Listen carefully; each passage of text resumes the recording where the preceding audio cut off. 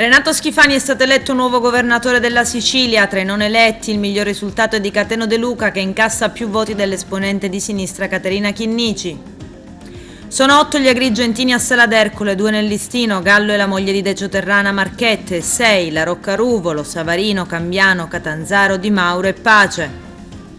Non raggiungono gli scranni del Parlamento siciliano Pullara, Fontana, Martello, Di Caro, Fanara, Mangiacavallo. Alla Camera dei Deputati siederanno altri 3 agrigentini, Pisano, Carmina e Tardino.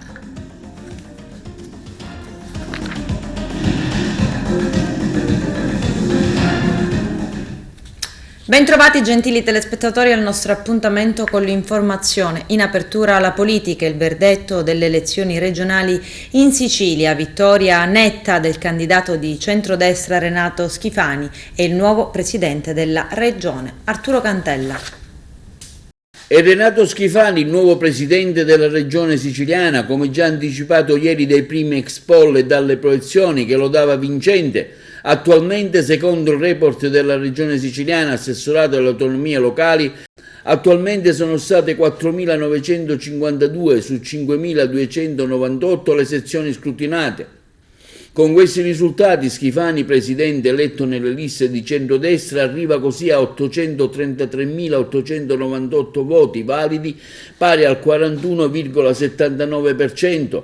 Schifani si è presentato ieri, certo della sua vittoria sugli altri concorrenti, in conferenza stampa a Palermo all'Hotel delle Palme, festeggiando la sua elezione con molta sobrietà e discrezione, anticipando già le prime idee sulle cose che andrà a fare.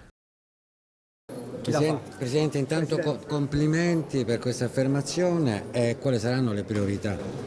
Ma le priorità le ho detto in conferenza stampa: lavoro ai giovani, attrarre investimenti puliti, di imprese pulite, di fondi di investimento puliti che hanno chiesto e chiederanno di poter realizzare attività industriali creando posti di lavoro.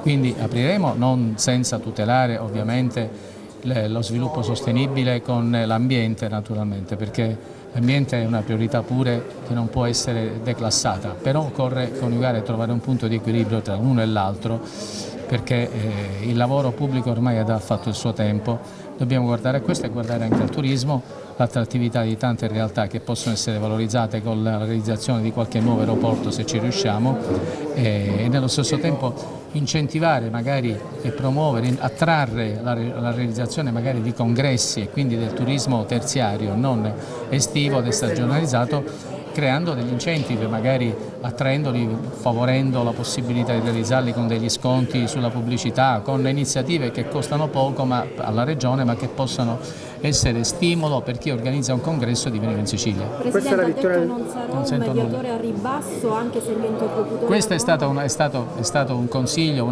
così pubblicamente e affettuosamente Nello Musumeci in un comizio alla Cirminiere di Catania mi ha dato due consigli, diciamo da amico, cioè quello di non accettare mai mediazione al ribasso, ma non era una polemica affatto, quello era un consiglio di un presidente della regione uscente che non ha mai accettato questo, appunto. Quindi io sono testimone di questo, anche perché non rientra nella mia logica. Io sono un mediatore, questo è vero, ma mediare non significa a tutti i costi trovare una soluzione che piaccia a tutti, purché sia anche al ribasso, e dover rinunziare a quella che è l'efficacia di quella decisione. La decisione o si prende quella giusta, anche se si scontenta qualcuno, o è inutile prenderla. Presidente, mi scusi, con la cultura si dice che si mangia, e specialmente i musei oltre il nostro territorio e oltre l'oceano ovviamente attuano questa politica. In Sicilia purtroppo non si riesce a fare neanche una merenda. Qual è la linea dell'azione del suo governo? Guardi, è evidente che questo fa parte di un progetto di valorizzazione dei beni culturali. Faremo in modo che venga potenziata innanzitutto la struttura di risorse umane che controllino, che stiano a vigilare e guidino dei percorsi turistico-culturali che sono importanti per noi. In più il mio percorso, il mio desiderio è quello di portare in Sicilia la possibilità di attrarre produzioni cinematografiche. Faccio un esempio: assistete voi spesso ad eventi a porte chiuse di grandi magnati dell'industria, di grandi attori che decidono di celebrare il loro compleanno in privato facendo arrivare ospiti da tutto il mondo con i loro aerei privati. Lo fanno, poi l'indomani vanno via tutti con i loro aerei privati, non abbiamo visto nulla, non hanno portato nulla. Però hanno scelto la Sicilia. Questo significa che evidentemente alla Sicilia piace. Allora, se la Sicilia piace, io non vedo per quale motivo non trasformare questa attrattività di carattere personale, e direi ludico, in attrattiva imprenditoriale, produttiva, e fare in modo che si possano realizzare delle produzioni cinematografiche, perché abbiamo dei grandi asset, e io credo che riusciremo a coniugare l'attrattività con l'interesse di questi soggetti. Dialogheremo anche con loro, però creeremo un minimo di strutture ovviamente perché possano avere la possibilità di realizzarli, ma ci vuole poco, non è che ci vuole molto, insomma. A seguire al secondo posto il messinese Cateno De Luca con le liste Sindaco di Sicilia, Sud chiama Nord, che si attesta al 24,64% con 488.055 preferenze, che ieri sera ha tenuto il suo comizio di ringraziamento a chi le ha votato nel suo paese natio di Fiume Dinisi, in provincia di Messina. Farà il Presidente del Consiglio Comunale a Messina o il deputato regionale in quanto secondo classificato? Io il deputato lo farò perché oggi devo portare avanti a livello regionale un progetto, quindi ci sarà la questione della Presidenza del Consiglio Comunale che è mia intenzione, arrivata a questo punto, entro dicembre, definire in base anche a quello che sarà il nuovo assetto di giunta, perché ci saranno ora 2 assessori che ovviamente lasceranno. Allora si farà un ragionamento col sindaco complessivamente da qui a fine anno e si arriverà a un nuovo quadro innestato nell'ambito di questa maggioranza. Cosa è mancato alla fine? Lei all'inizio ha dichiarato che avrebbe fatto 2 mandati a Messina e poi le candidature alla presidenza della regione, invece ha fatto tutto prima e oggi è andata così. Ha qualche rimpianto? Avrebbe fatto diversamente? No, perché ho capito intanto in relazione a Messina, e l'abbiamo dimostrato in tutte le sedi, che quello che comunque io dovevo fare, che competeva solo a me, l'ho fatto. Poi ovviamente ci vuole il tempo per realizzare le cose che io ho ottenuto e ci vogliono anni. Io non sono una persona che ama l'ordinaria amministrazione. E circa un 30% delle cose che dipendevano dal mio programma, anzi che avevo messo nel mio programma amministrativo, dipendevano dalla regione. Esempio per tutti, l'Arex Sanderson. E allora è lì uno degli obiettivi che noi avevamo, non l'abbiamo raggiunto perché? Perché la regione su questo non ha voluto fare nulla, come il completamento della riqualificazione di tutte le aree demaniali che per arrivare a delle spiagge degne di questo nome. Purtroppo anche lì la regione siciliana, ma abbiamo visto anche lo scontro che abbiamo avuto per quanto riguarda il Sea Flight. Nel momento in cui è stato demolito, la National Geographic ha qualificato la spiaggia di Capopeloro come la spiaggia più bella d'Italia. Al terzo posto si colloca Caterina Chinnici, sorretta dalle liste di centrosinistra e del PD, che si ferma al 16,17% con 321.336 preferenze. Quindi il grillino del Movimento 5 Stelle 2050, Nunzio Di Paola, con il 15,92% e 301.095 preferenze. Segue la lista di Gaetano Armao presidente con il partito e le liste di Azione Italia Viva Calenda con appena il 2,03% e 40.552 voti validi. Chiude la competizione Eliana Esposito della lista Siciliani Liberi, che arriva appena allo 0,50% con 10.083 voti.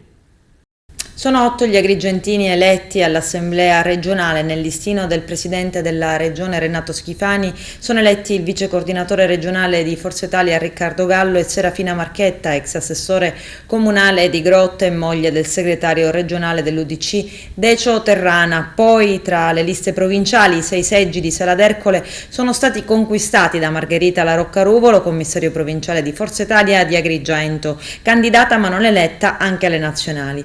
Giussi Savarino, fedelissima di Musumeci, eletta con Fratelli d'Italia. Per il Movimento 5 Stelle l'ex sindaco di Licata, Angelo Cambiano, riconfermato Michele Catanzaro con il PD e anche l'ex vicepresidente dell'Assemblea regionale siciliana Roberto Di Mauro con Autonomisti e Popolari, riconfermato anche lui. Infine la nuova DC di Cuffaro elegge l'ex sindaco di Ribera Carmelo Pace.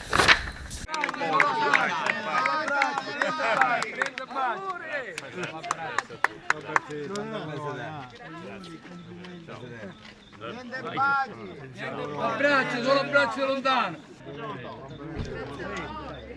Una considerazione su questo voto, onorevole? A un voto degli amici, una continuità di rapporto di questi anni che mi ha consentito di avere questo importante risultato questa sera. Sono contento, sono soddisfatti i miei amici e speriamo di essere utili alla provincia di Agrigento. Una vittoria al photo finish? Sì, una vittoria con largo margine, ma arrivata agli ultimi momenti perché aspettavamo i risultati di Favara e di Ribera che ci hanno consentito di fare lo sprint finale per vincere. Regionalmente come è andata la lista autonomia? Bene, intorno al 6,5-7%. Quindi diciamo siamo tranquilli? Assolutamente sì. Ecco, quali saranno i suoi progetti immediati per la nostra progetti poi vediamo, per ora festeggiamo con gli amici qualche giorno di riposo, ma proprio qualche giorno, per poi già giovedì sarò a Palermo per andare a incontrare il Presidente Schifani.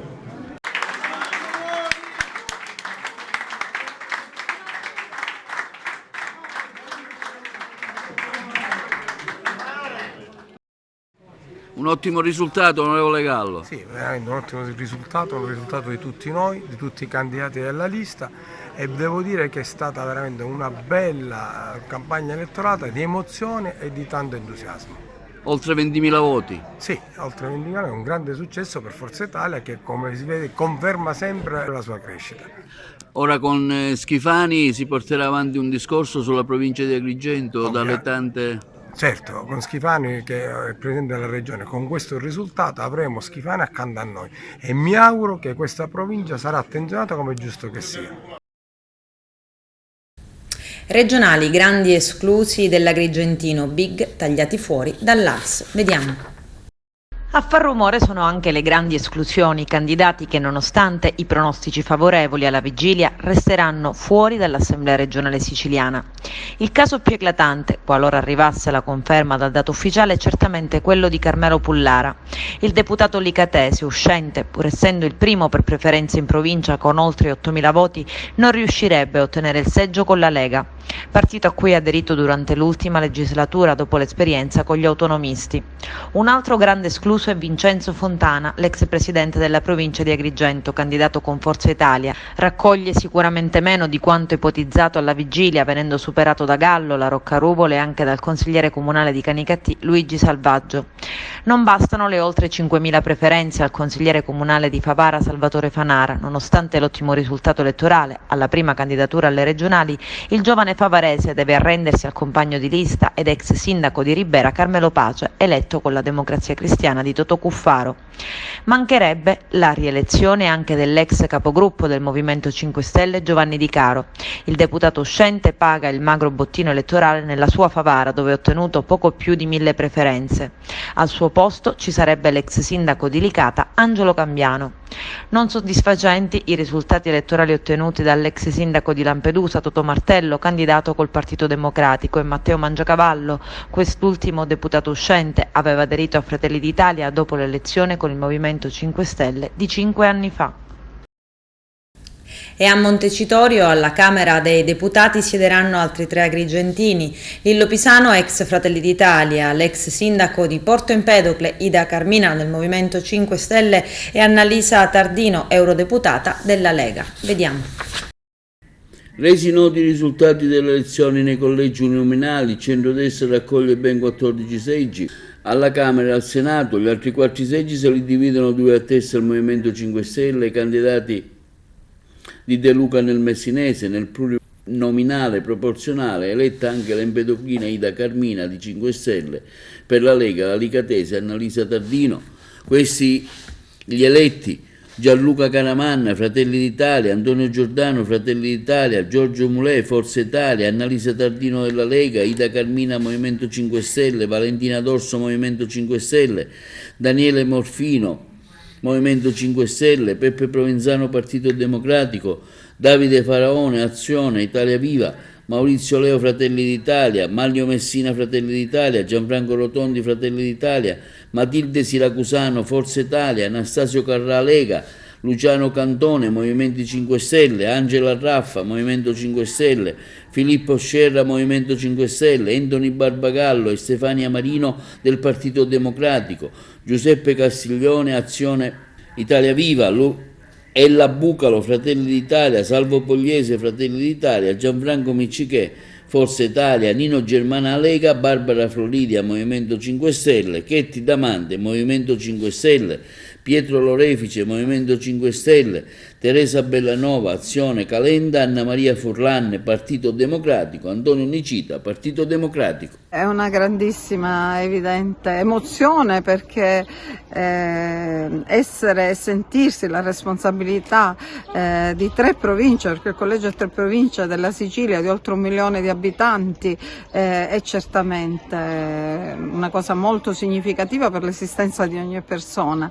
Naturalmente sono contenta del risultato anzitutto del movimento, prima ancora che del mio, perché il mio è legato al movimento, perché avere oltre il 28% dei consensi in Sicilia significa che i siciliani hanno apprezzato le misure poste in essere da questo movimento e soprattutto le battaglie per la giustizia sociale, l'attenzione agli ultimi, la battaglia per l'ecologia, per la transizione digitale, che sono sempre battaglie volte al benessere della gente e della società, quindi è una soddisfazione grande. In quali saranno le istanze di questo territorio che lei porterà a Roma in Parlamento?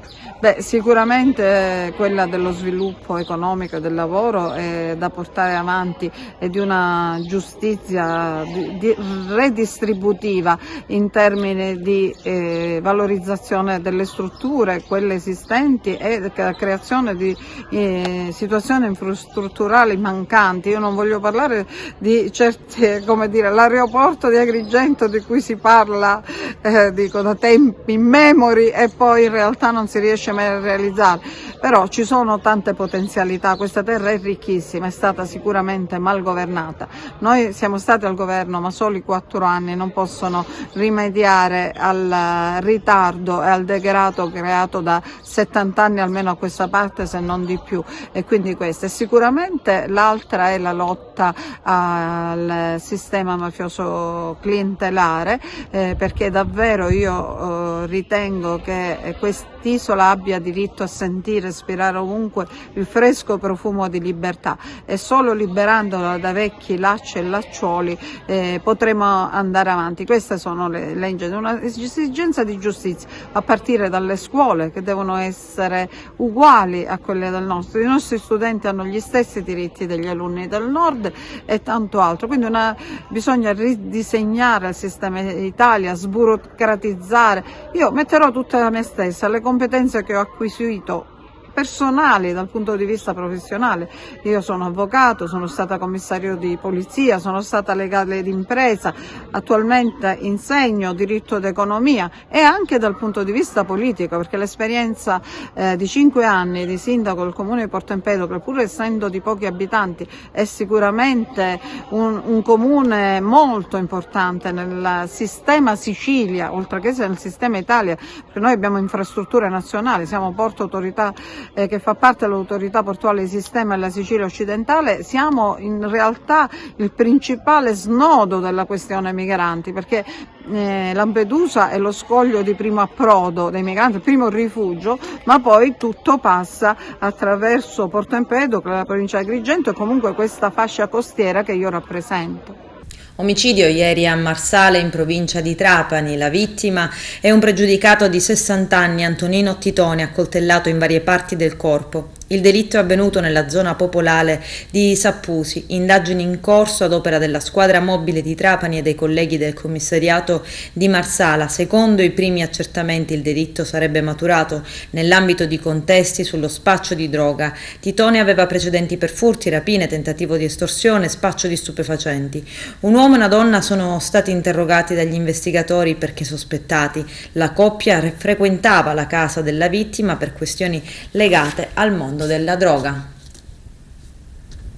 A Realmonte l'edizione 2022 di Sicilia in Volley, organizzata dalla delegazione Agrigento Caltanissetta dell'Associazione Italiana Sommelier Sicilia. Arturo Cantella. Positivo il riscontro dell'8ª edizione di Sicilia in Bolle, un evento che promuove i vini e gli spumanti siciliani frizzanti. Tra le iniziative della seconda giornata di domenica 25 presso il Madison alla Scala dei Turchi di Realmonte si è svolto un interessante master champagne dal tema l'importanza del tempo Bretton Fill in verticale, particolari champagne delle zone della Bretagna con relative degustazioni.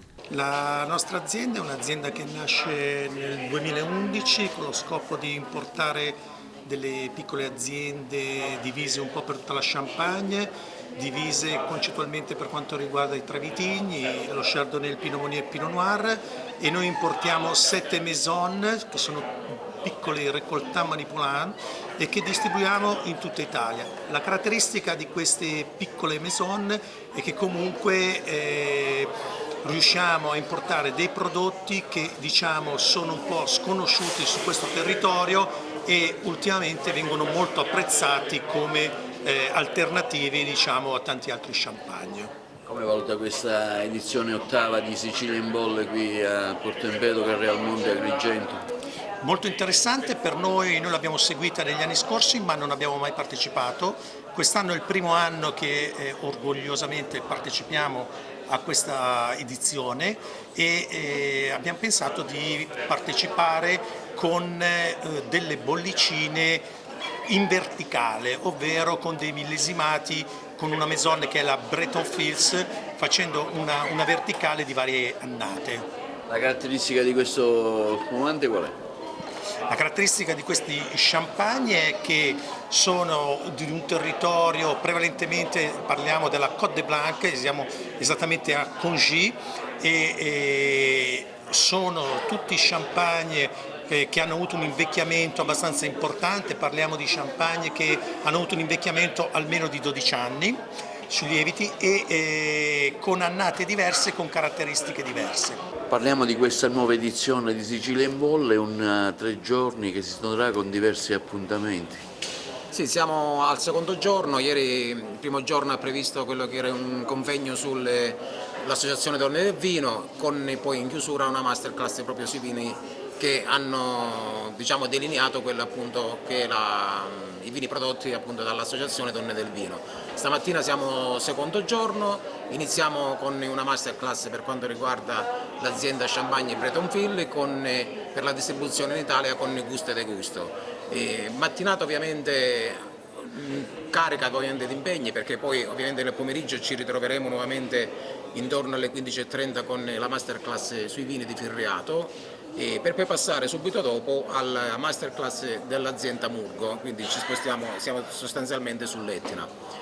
La serata poi si conclude stasera sempre con una cena di gala con 6 portate, sempre qui al ristorante Madison, con un abbinamento cibo-vino curato appunto dalla nostra delegazione con 6 tipologie di vini che faranno da accompagnamento per ogni portata. Un'edizione che cresce anno dopo anno, anche quest'anno insomma abbiamo visto tanti eventi con ottimi risultati. Sì, siamo sostanzialmente all'8ª edizione e questo mi preme dirlo perché soprattutto nei 2 anni di pandemia che abbiamo avuto Sicilia in Bolle non si è fermato. Abbiamo fatto un programma ridotto, quello sì, però abbiamo voluto fortemente non fermare l'evento anche durante i 2 anni di pandemia. Quindi ci troviamo ora quest'anno ad essere un po' più liberi, un po' più free, per fortuna, e riparte nuovamente quindi a pieno regime. Ovviamente invito anche domani sera a venire agli appassionati per quanto riguarda i banchi d'assaggio, perché domani avremo la bellezza di 43 cantine che faranno degustare i loro prodotti e le loro etichette. Ci sarà poi a fine serata quella che sarà i cocktail con base spumante e con dei distillati. La vendemmia è già iniziata per gli spumanti, si può fare già una previsione di che anno è stato? La vendemmia è già iniziata, per quanto riguarda gli spumanti addirittura è già conclusa perché normalmente per quanto riguarda gli spumanti si raccoglie nel periodo d'agosto per avere una certa acidità e dare freschezza appunto agli spumanti. Siamo quasi nella fase finale della vendemmia, risultati, parlando con i produttori e i viticoltori, i risultati sono di ottima qualità anche se c'è una perdita sulla quantità del circa 10-15%. Però si è perso un po' su quello che è la quantità, ma da quello che dicono i produttori quest'anno ci dovrebbe essere una qualità maggiore rispetto alle annate precedenti. e praticamente il nostro obiettivo è quello di venire qua in Sicilia per far conoscere la nostra realtà, appunto di piccoli produttori che importiamo direttamente in esclusiva in Italia, e questi champagne sono champagne artigianali, quindi champagne di piccoli agricoltori, vigneron, che hanno comunque un rapporto qualità-prezzo molto positivo, molto valido, e quindi il nostro obiettivo è quello di far capire poi alle persone che si può bere champagne, quindi un vino così blasonato, così importante, ma anche a prezzi più accessibili con una qualità notevole, eccezionale. Per questo avete deciso di venire qua a Sicilia in Bolle, a Real Monte, a partecipare a questo evento e aprirsi anche al mercato siciliano. Quanto è importante per voi essere presenti anche in Sicilia?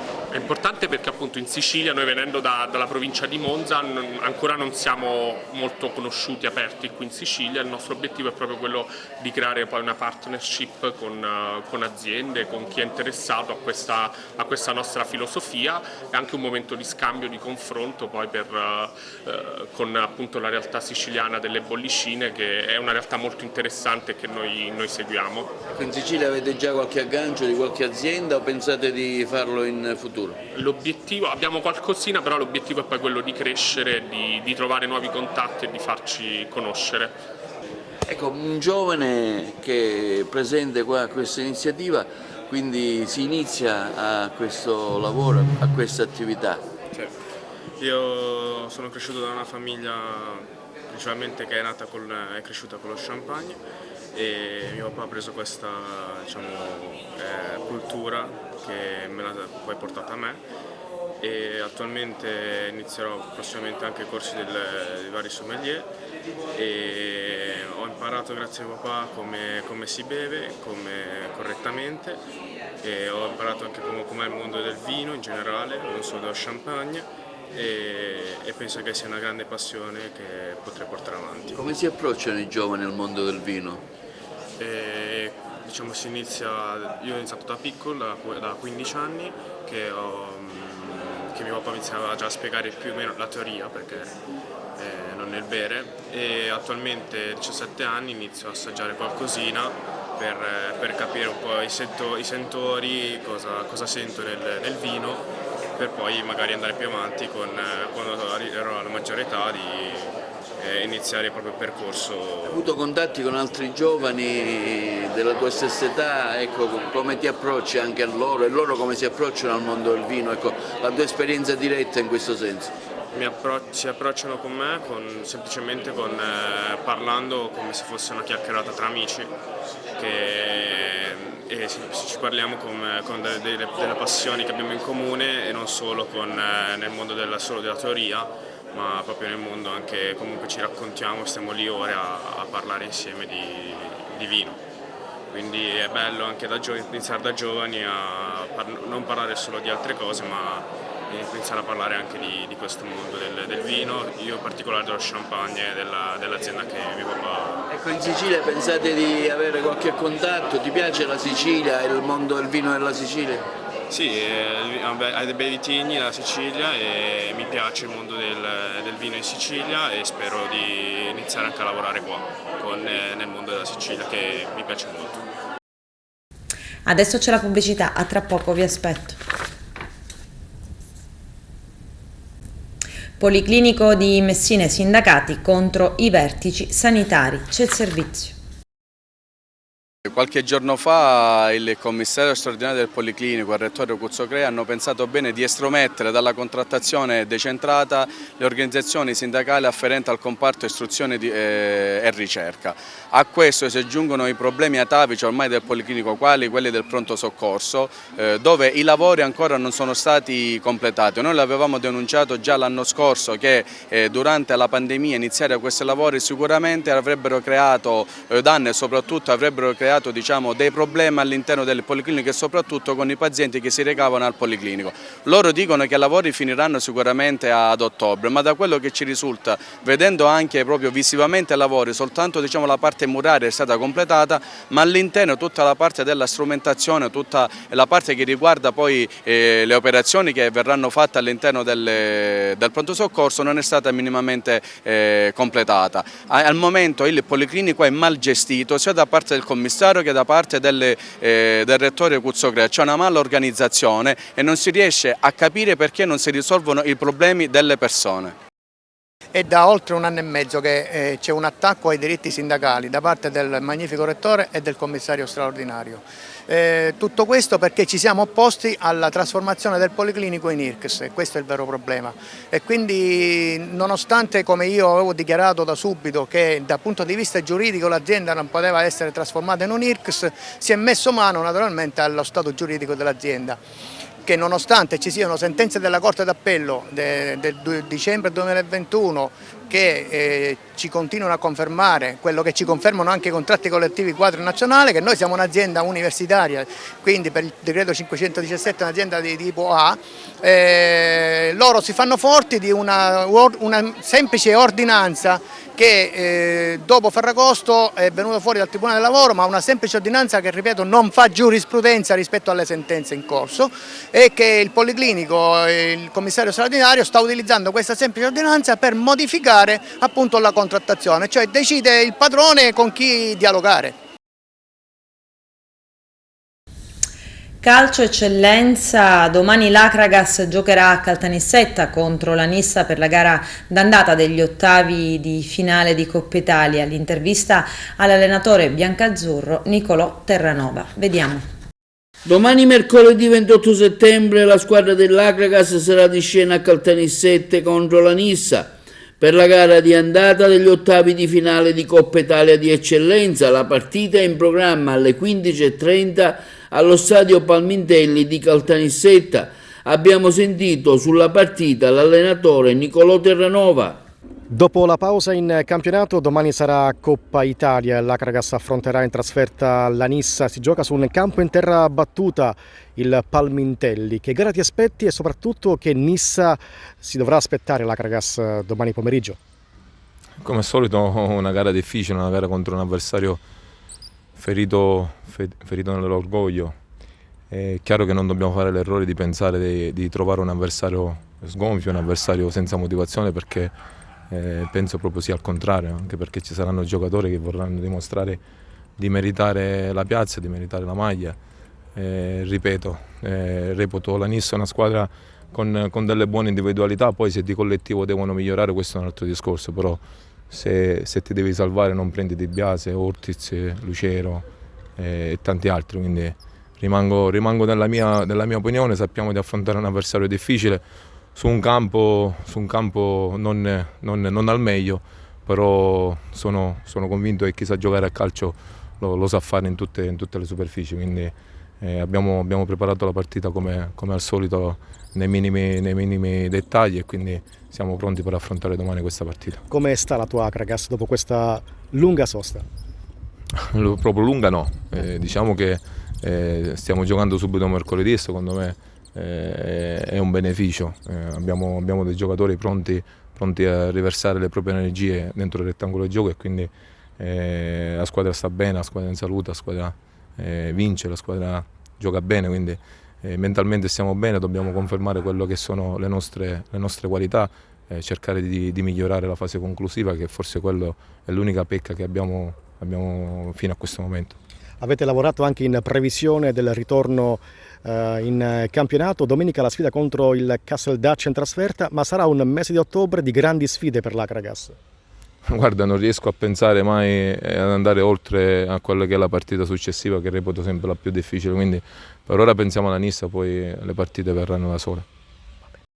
Si giocherà domani la partita del Licata Calcio contro la Vibonese in trasferta, in particolare dopo la prima sconfitta avvenuta presso lo stadio Saraceno di Ravanusa in campo neutro.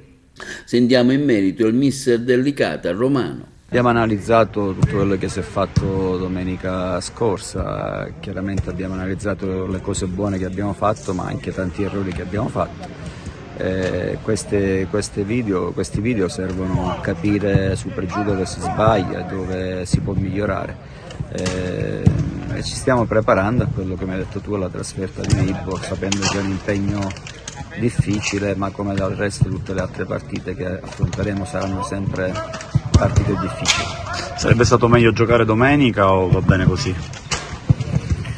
Ma sai, chiaramente tu giochi mercoledì e poi rigiochi la domenica col Catania, poi vai il mercoledì di nuovo a Marigliano e poi di nuovo in casa, per cui nel giro di 10 giorni, 11 giorni abbiamo 4 partite, diventa un po' stressante e faticoso, però il calendario è questo e dobbiamo accettarlo per quello che è, dobbiamo farci trovare pronti per queste partite.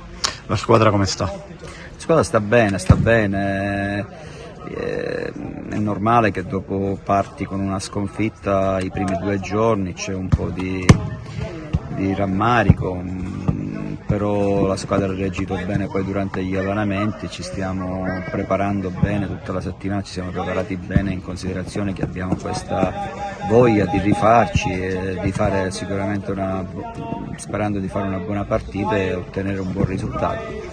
L'impegno non è facile, però i ragazzi sono consapevoli che possiamo far bene. Siamo tutti al completo tranne Cappello che ancora deve scontare qualche giornata di squalifica rimediata l'anno scorso, però il gruppo è tutto disponibile. È sempre buono avere un organico sempre a pieno regime che avere un organico deficiente, per cui siamo pronti a fare il nostro e cercare di cominciare a mettere punti in classifica. Ecco, Vibo sulla carta è una di quelle squadre che ambisce al salto di categoria, quindi lo dicevamo prima, sarà una trasferta difficile. Con quale spirito bisogna andare là e che partita ti aspetti? La partita è dura perché incontriamo una squadra anch'essa giovane, però con giocatori che hanno militato in campionati esteri anche a livello di Serie A estera, con un allenatore bravo, un allenatore mio ex compagno di squadra che fa giocare bene le squadre, molto zemaniano, per cui è una squadra che gioca, fa giocare e noi dobbiamo cercare di sfruttare al meglio quelle che possono essere le loro lacune e cercare di fare meglio di quello che abbiamo fatto domenica scorsa, essendo più concentrati, più determinati nell'affrontare la partita. Con questo è tutto, termina qui l'edizione del telegiornale. Grazie per la gentile attenzione e per essere stati con noi. A presto.